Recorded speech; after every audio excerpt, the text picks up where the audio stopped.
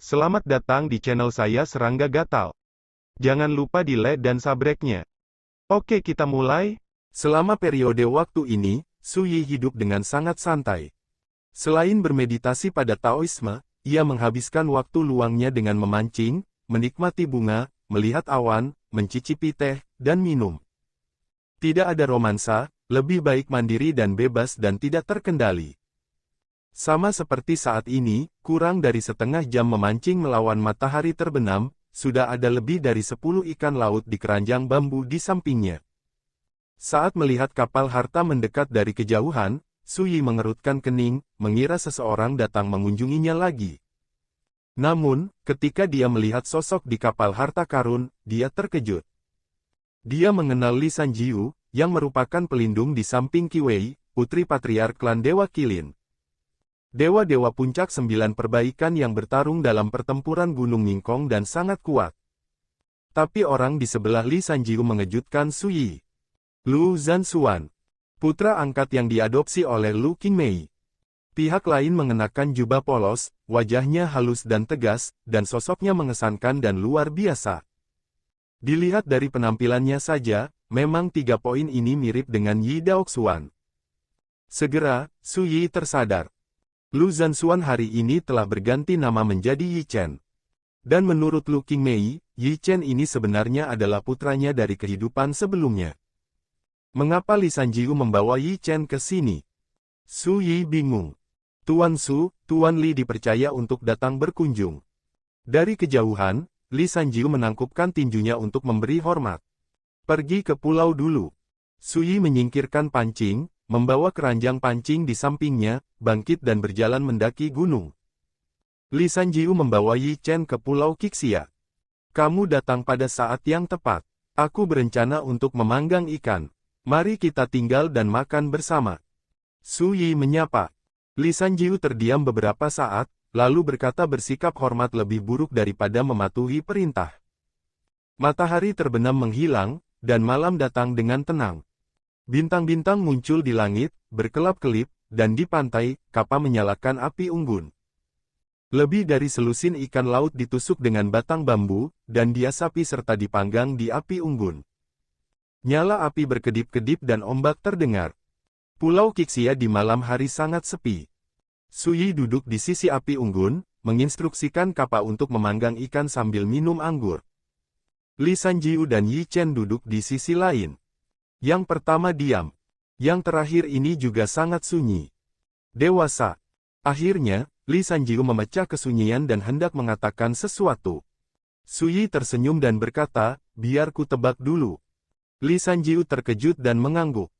Su Yi melirik Yi Chen yang diam dengan kepala tertunduk, lalu berkata Lu Qingmei yang menghubungi kamar dagang Qilin dan memintamu untuk mengirimnya ke sini. Li Sanjiu tepat sekali. Su Yi berkata apakah Lu Qingmei mengalami bencana yang fatal.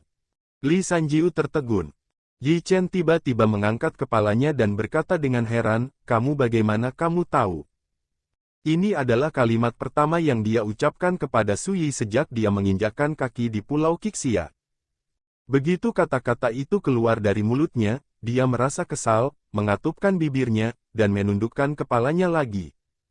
Su Yi tersenyum, dan berkata jika kamu tidak menghadapi malapetaka hidup dan mati, bagaimana Lu Qingmei bisa rela mengirimmu ke mataku? Ada sentuhan sarkasme dalam suara itu. Kemarahan yang tak terlukiskan membuncah di hati Yi Chen, dan berkata, memang benar ibuku memintaku untuk datang, tapi itu tidak berarti aku mengenalimu sebagai ayahku. Su Yi terkejut. Apakah anak ini di sini untuk mengenali ayahnya? Di samping itu, Yi Chen menatap langsung ke arah Su Yi, dan berkata kata demi kata, permusuhan macam apa yang ada antara kamu dan ibuku? Aku tidak punya hak untuk mengatakan apa-apa, tetapi di depanku, kamu sebaiknya tidak memfitnah ibuku. Su Yi mengangkat alisnya, lalu tertawa, dan berkata benar, kamu adalah kamu, dia adalah dia, mereka tidak bisa bingung. Dia mengambil 2 tusuk sate ikan bakar dan menyerahkannya masing-masing kepada Li Sanjiu dan Yi Chen, ayo, cicipi. Li Sanjiu tidak sopan, mengambilnya dan mencicipinya. Yi Chen tidak menjawab, dan berkata dengan nada dingin, terima kasih, saya tidak punya nafsu makan. Su Yi tidak memaksakan diri, dan mulai makan sendiri. Dia memiliki nafsu makan yang baik dan melahap ikan dalam waktu singkat, membuat mulutnya penuh dengan minyak. Ini membuat Yi Chen tidak tahan lagi, dan berkata, "Kamu sama sekali tidak ingin tahu tentang situasi ibuku saat ini." Su Yi mengambil handuk yang diberikan oleh Kappa dan menyeka mulutnya, lalu berkata, "Kesampingkan apa yang dia alami, apakah kamu ingin aku menyelamatkannya?" Yi Chen terkejut dan terdiam. Dia tiba-tiba menyadari bahwa meskipun dia dan Li Sanjiu di sebelahnya tidak ada hubungannya satu sama lain, ayahnya yang aneh sepertinya telah melihat banyak hal. "Ulurkan tanganmu ke sini," kata Su Yi tiba-tiba. Yi Chen mengerutkan kening dan berkata, "Apa yang kamu lakukan?" Su Yi berkata dengan santai, "Ada seorang putra tambahan entah dari mana, saya harus memastikannya, bukan?" Dalam satu kalimat, pipi Yi Chen memerah seolah-olah dia telah mengalami penghinaan besar, dan dia berkata dengan marah, "Bagaimana saya bisa percaya bahwa Anda adalah ayah saya?"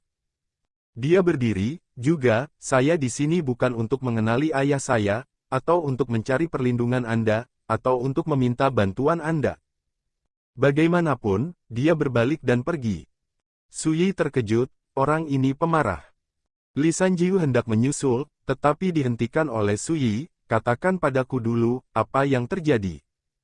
Li Sanjiu mempertimbangkan kata-katanya sejenak, dan berkata, "Beberapa waktu lalu, King Meimo berinisiatif menggunakan jimat rahasia untuk menghubungi Tuan Mudaku Qi, dan hanya mengatakan bahwa jika putra angkatnya Yi Chen menemukan kamar kilin dari perdagangan di masa depan, dia akan mengirim Yi Chen ke kamar dagang kilin.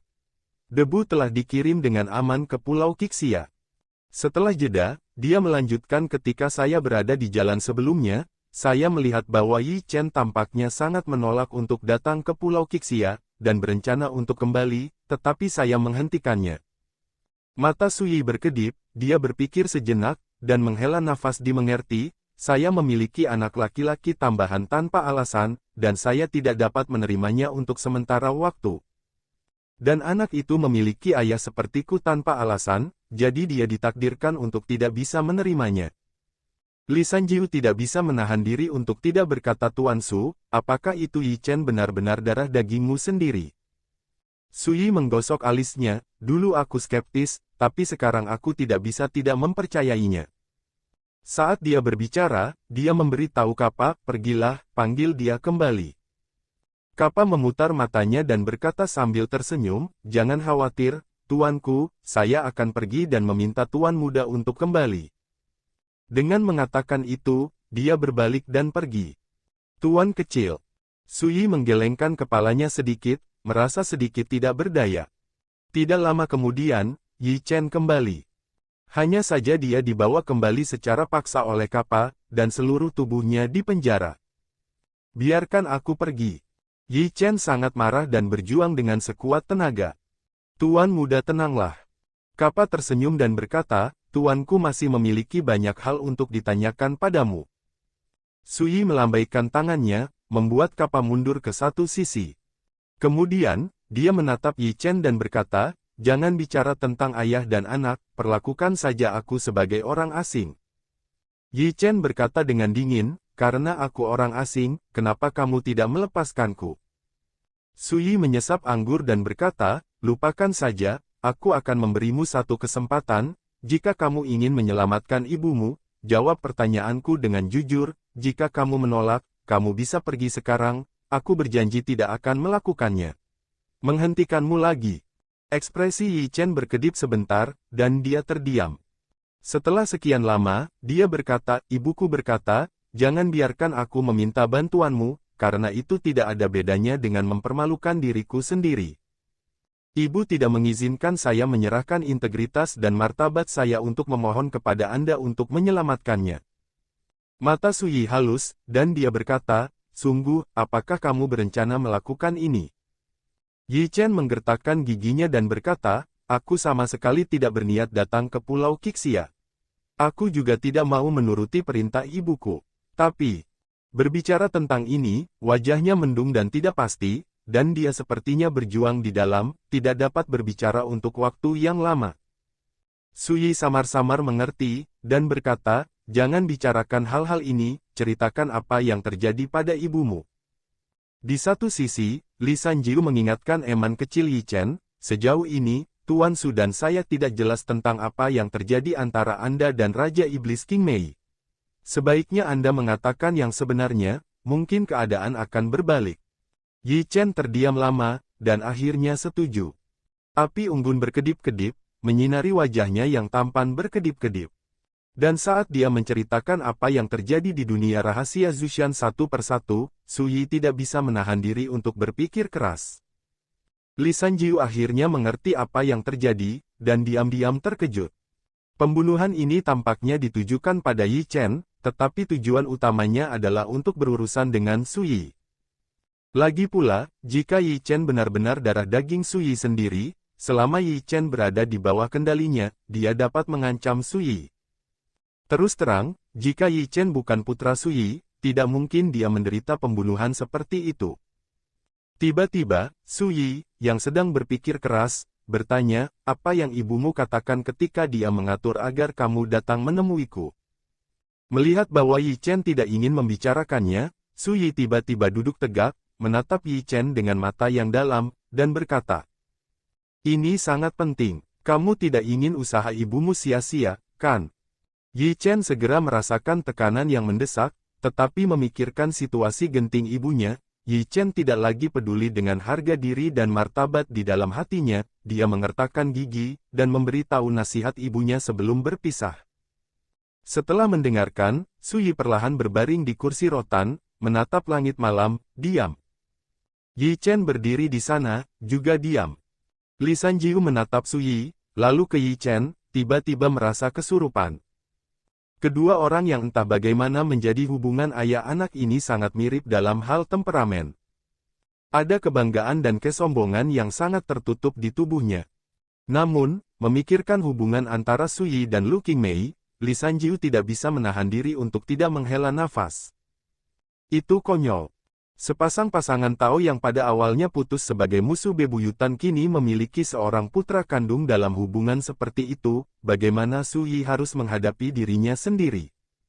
Bagaimana seharusnya Lu Qingmei menghadapi dirinya sendiri? Sebagai seorang putra, Yi Chen, bagaimana dia harus menghadapi ayahnya? Jangan membicarakan hal lain, katakan saja jika Su Yi tidak menyelamatkan Lu Qingmei kali ini, apakah Yi Chen akan mengenalinya sebagai ayahnya? Tapi jika ini dilakukan, bagaimana dengan kebencian antara Su Yi dan Lu Qingmei? Perlu diketahui bahwa Lu Qingmei yang melukai kehidupan sebelumnya saat itu, bagaimana kebencian seperti itu dapat dengan mudah dimaafkan? Memikirkannya, Li Sanjiu merasa pusing. Waktu berlalu. Suasana hening membuat Kappa merasa tertekan untuk beberapa saat, dan menyadari bahwa bagi Su Yi, dia mungkin menghadapi masalah besar. Dan Yi Chen berkata dengan tenang, saat ini kamu tidak perlu malu, senior Li Sanjiu juga tahu bahwa aku tidak pernah mengharapkan kamu untuk membantu. Saat dia berbicara, dia berdiri, tidak peduli apa yang terjadi antara kamu dan ibumu, aku hanya tahu bahwa ibuku yang membesarkanku, dan kali ini ibuku yang mencoba yang terbaik untuk menyelamatkanku. Jika sesuatu terjadi pada ibuku, aku harus menanggungnya, dan aku tidak akan memilih untuk tinggal di sisi ayahmu yang aneh hanya untuk bertahan hidup. Suara tenang dan tegas itu bergema di angin laut malam. Yi Chen melangkah pergi. Tidak pernah melihat ke belakang. Angin malam bertiup, dan ombak bertiup. Yi Chen pergi. Su Yi tidak menghentikannya. Kappa ingin menghentikannya, tapi tanpa Su Yi mengangguk, dia hanya bisa menatap kosong. Kepercayaan itu seperti selembar kertas, sekali kusut, sulit untuk menghaluskannya. Su Yi berbaring di kursi anyaman, menatap langit berbintang, dan berbisik pada dirinya sendiri. Tuan Su, apakah ini trik pahit yang digunakan oleh Raja Iblis King Mei? Li Sanjiu hanya bisa berkata. Su Yi tersenyum dan berkata, apakah menurutmu aku bisa berpikir sebaliknya? Li Sanjiu berpikir sejenak, dan hanya bisa menghela nafas. Memang, Raja Iblis King Mei, yang menjadi pasangan Tao dengan Yi Daoxuan saat itu, melakukannya terlalu kejam dan kejam, hampir membunuh Yi Daoxuan. Setelah mengalami pengkhianatan yang tak terlupakan, bagaimana Su Yi saat ini bisa mempercayai King Mei Demon Lord. Li Sanjiu berkata, namun, menurut pendapatku, dengan sifat Raja Iblis King Mei, dia tidak akan menggunakan daging dan darahnya sendiri untuk membuat pengaturan. Jika demikian dia terlalu tidak manusiawi. Su Yi menggelengkan kepalanya sambil tersenyum, dan berkata, jika dia memiliki sifat manusia, mengapa dia menjebakku? Li Sanjiu kehilangan kata-kata. Su Yi mengeluarkan kendi dan menyesapnya, dan berkata, kali ini, aku tidak bisa kalah lagi. Lu King Mei mungkin tidak cukup kejam untuk menggunakan putranya, tapi tuannya akan melakukannya. Wanita tua Gu Huaxian mencari cara kejam untuk memotong 6 keinginan dan menghancurkan sifat manusia. Kecuali dirinya sendiri, dia akan menggunakan siapa saja, termasuk 2 murid langsungnya. Su Yi mencibir, penuh penghinaan. Li Sanjiu berkata, jadi, Tuan Su telah memutuskan untuk tidak menyelamatkan Raja Iblis King Mei. Hidup dan matinya tidak ada hubungannya denganku. Su Yi berkata, namun aku akan tetap jalan-jalan. Kata-kata ini tampaknya bertentangan. Hati Kappa tergerak, seolah-olah dia menyadari sesuatu. Dia berkata, tuanku, kit ketiga yang ditinggalkan oleh Master Iblis Bangau Emas mengatakan bahwa Yan Qi benar-benar tidak mati, dan jiwanya ditangkap oleh peri bunga kuno. Apakah Anda berencana untuk memanfaatkannya? Kesempatan ini, untuk menyelamatkan Yan Qi Zhen. Su Yi memuji cerdas. Dia berharap bisa memotong Lu King Mei hidup-hidup dengan pedangnya. Bagaimana dia bisa menyelamatkan Lu King Mei? Memang benar Lu King Mei melahirkan seorang putra untuknya, tapi Su Yi tidak akan mengubah sikapnya terhadap Lu King Mei hanya karena ini. Namun, yang paling membuat Su Yi sakit kepala adalah putra Yi Chen. Memang benar dia dan Yi Chen tidak memiliki hubungan ayah-anak, mereka sangat asing. Bagaimanapun, Yi Chen adalah pewaris dari kehidupan sebelumnya, dengan darahnya sendiri mengalir ke seluruh tubuhnya. Bagaimana mungkin Su Yi mengabaikannya? Dengan cara ini, dia harus menghadapi masalah. Bagaimana perasaan Yi Chen setelah membunuh Lu King Mei? Disinilah Su Yi paling sakit kepala. Benar-benar tidak mudah menjadi ayahku sendiri. Su Yi diam-diam menghela nafas. Dia berhenti memikirkannya, dan berkata kepada Kappa, bersiaplah, kita akan pergi ke reruntuhan Taixi nanti. Kappa tertegun sejenak, ekspresinya tiba-tiba berubah, dan dia berkata dengan sedih, tuanku, apakah Anda berencana untuk mengirim saya kembali? Su Yi bangkit dari kursi rotan, meregangkan pinggangnya, kali ini kita akan berurusan dengan peri bunga kuno, jadi tentu saja kita perlu melakukan lebih banyak persiapan. Mata Kappa berbinar, dan dia tiba-tiba berkata mengerti. Li Sanjiu bangkit dan berkata jika Tuan Su berguna, Li akan membantunya. Dia memiliki temperamen yang membosankan, sedikit kata, dan penampilannya sangat biasa, tetapi Su Yi tidak berani meremehkan orang ini. Ini adalah eksistensi yang bisa bergulat dengan barang antik tua setingkat Tuan Yunhe. Aku punya sesuatu untuk mengganggu rekan Daois. Su Yi berkata, tolong juga minta rekan Tao untuk mengirim Yi Chen kembali. Li Sanjiu mengangguk. Laut tanpa batas. Yi Chen sedang dalam perjalanan sendirian. Setelah menenangkan diri, mengingat adegan pertemuan dengan Su Yi, dia menyadari bahwa dia sedikit emosional. Dalam analisis terakhir, meskipun aku tidak menerimanya, bagaimanapun juga dia adalah ayahku, dan tidak mungkin bagiku untuk menyangkal semua ini dengan menipu diriku sendiri. Yi Chen menghela nafas diam-diam. Peduli itu berantakan. Selama Anda peduli tentang berbagai hal, suasana hati Anda pasti akan terpengaruh. Namun, Yi Chen tidak berpikir ada yang salah dengan apa yang dia lakukan. Ayah. Lagi pula, itu hanya hubungan darah, tanpa sedikit pun emosi, jadi pengakuan apa yang ada. Yi Chen dapat merasakan bahwa Su Yi jelas acuh tak acuh terhadap putranya, seolah-olah dia tidak benar-benar menerima kenyataan bahwa mereka adalah ayah dan anak. Namun, Yi Chen tidak merasa kecewa.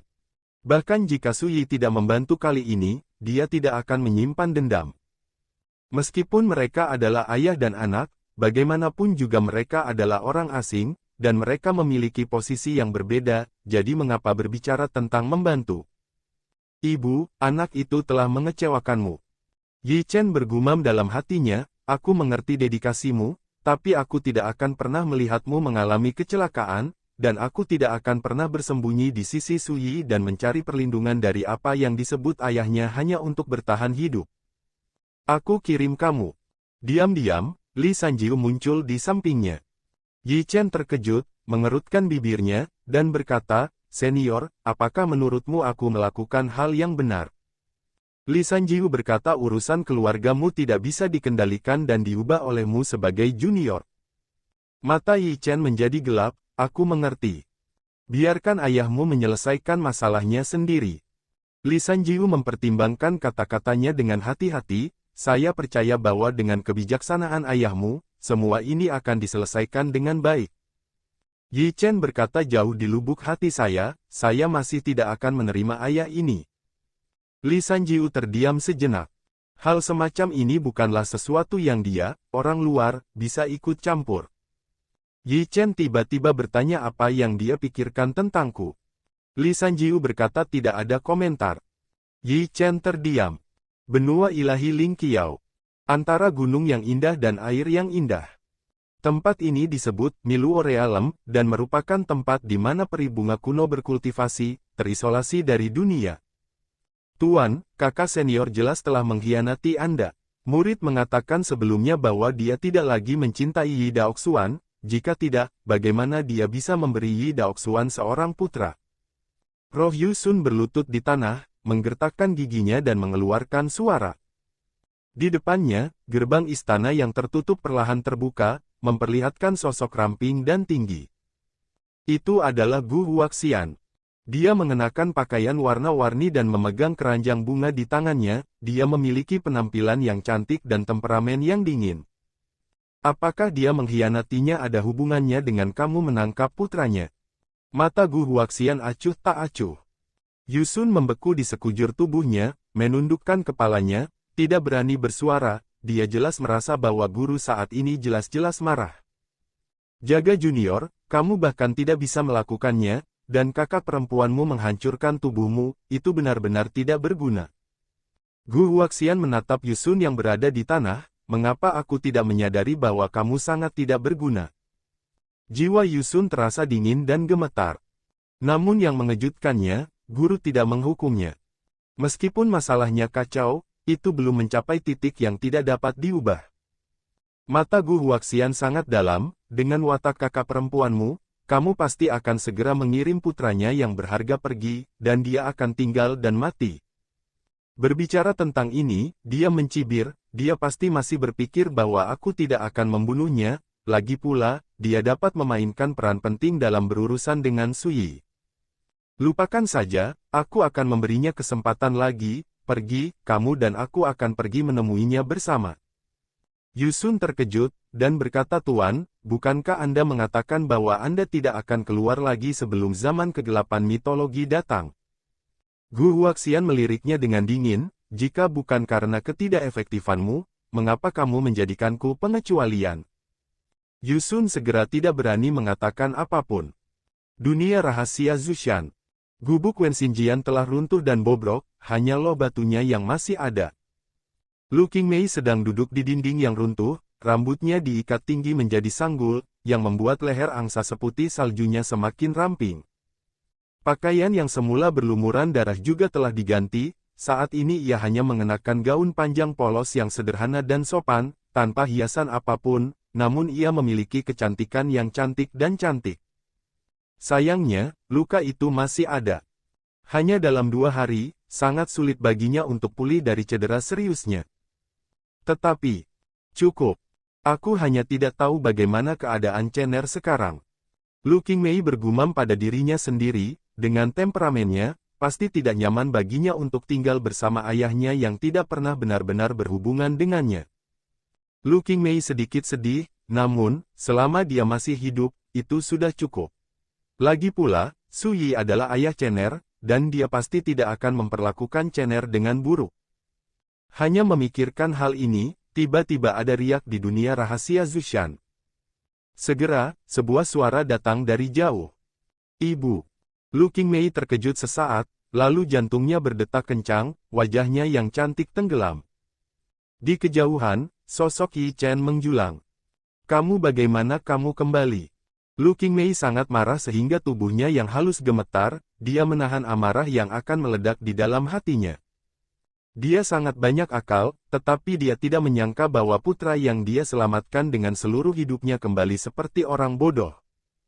Yi Chen mengatupkan bibirnya dan menatap langsung ke mata Lu Qingmei, jika sesuatu terjadi pada ibuku, aku tidak ingin hidup lagi.